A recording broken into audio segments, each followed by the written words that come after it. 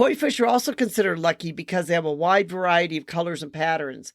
And these colors are also associated with different aspects of luck. So, part of it is the image of the fish themselves, the way they're swimming upstream.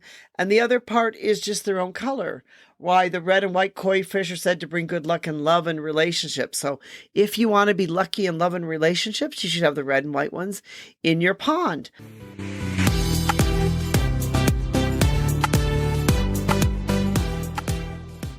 Hi, this is Anita from the Dusty Roads podcast. Each time I travel from Hanoi to the United States, which has been quite a bit lately, is I always travel through Japan. And there's a lot of things that I love about Japan.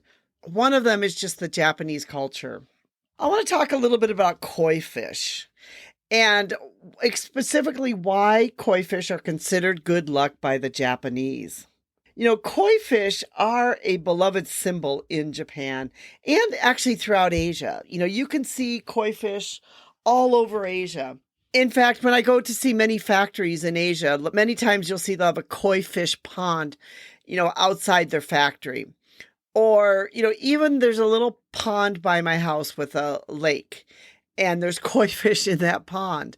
So you can see koi fish all over the place because koi fish are considered to be lucky fish. There's an origin actually to koi fish in Japan, and the origin started back in the 1820s when they became famous as ornamental purposes. Wealthy landowners began to see that if koi fish as a status symbol, it then became popular throughout the general population. What happened is the fish started changing color, and the Japanese started saying oh my goodness, we can start breeding these fish for their colors and people want them. The original fish came from China as far back as the 4th century and are considered a carp.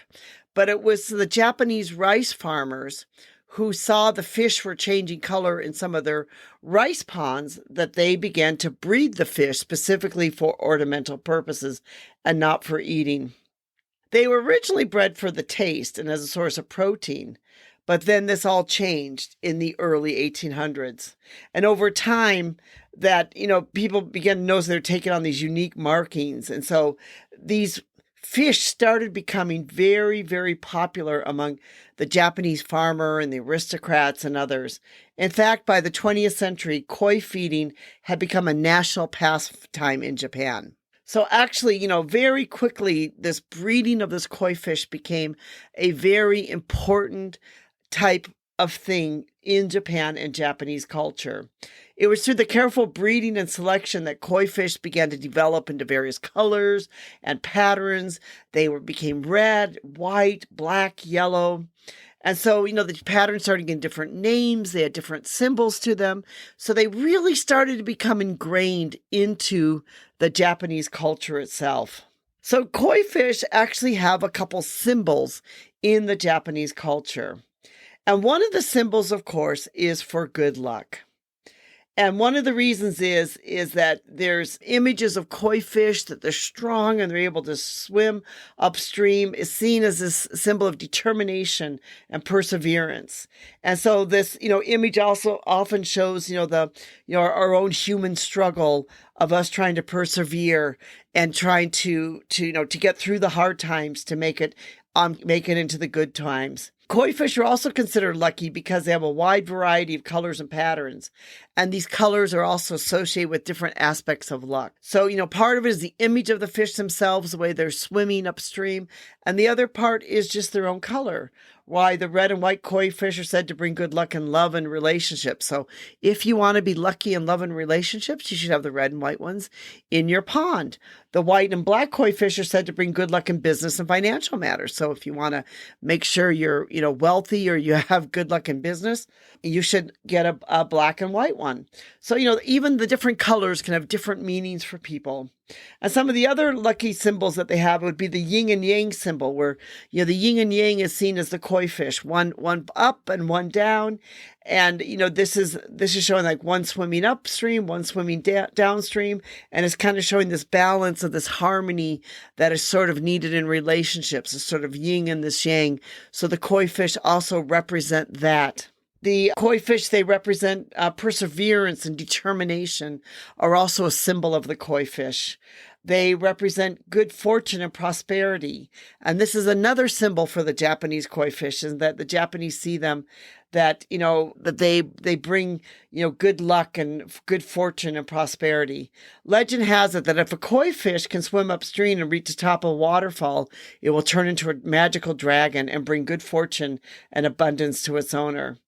Therefore, the Japanese dragon koi fish is often depicted in art and as a tattoo to attract good fortune and prosperity. It's there's a sense of masculinity and power to the Japanese koi fish, which can also sometimes be known as a dragon koi fish. And so this can be a popular tattoo among, men. Again, this perseverance and determination and the dragon strength all go together with this masculinity, energy, and dominance. Love and romance, like we mentioned before, the red and white ones are shown to show love and romance, and legend has it that that when a koi fish can reach the top of a waterfall, it'll turn into a dragon and also marry a prince. Therefore, the Japanese koi fish can symbolize love and romance. So, when you think about it, there's all these different things going on here. Like it's about determination, it's about love, it's about perseverance, it's about masculinity, it's about power. It's about being lucky in romance. So all these good things are sort of inbred into the culture for the koi fish, is one of the reasons why the koi fish continues to be such an important part of the Japanese and the Asian culture, but especially the Japanese culture. Koi fish are just highly appraised for the coloration and patterns, and they can be bred for specific colors and patterns. And they can be, like I said, ornamental ponds, or people might just have them for luck. People might have them for a pet. They are quite fascinating to watch them swimming around. And, you could spend hours just sort of being mesmerized by watching these koi fish swimming around and around and around in a pond. That is one reason why they are, such a beloved fish in so many, many parts of Asia. All the positive aspects of life, as I sort of mentioned before, about good luck, perseverance, romance, determination, masculinity, all these things that are considered good or good luck are the koi fish kind of symbolizes. And so that's why they continue to be popular in art and design. And they're often used as a motif of everything from clothing to home decor to even tattoos. The koi fish tattoo is also a very, very popular tattoo. Japanese culture has long considered the koi fish a symbol of good luck and prosperity. An image of a koi fish swimming upstream is a powerful symbol of determination, perseverance, and of just continuing to keep trying. And it's also associated with all aspects of good luck. So that is one reason why koi fish continue to be such a popular part of the Japanese culture, just because they're basically symbolize everything that's good. So if you have a chance to see the koi fish, to have a pet for a koi fish, it's a great opportunity to be able to see them, watch them swimming around. I personally really do love koi fish, and they're just fun to watch. They're really quite magnificent fish. This is Anita from the Dusty Roads podcast. Thank you so much for listening. We really do appreciate you.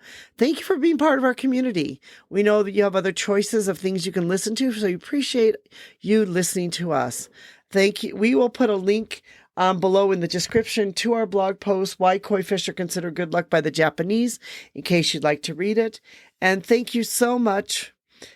And we'd like to thank our team that makes this possible. We know without them, it would not be possible to have this podcast. Thanks.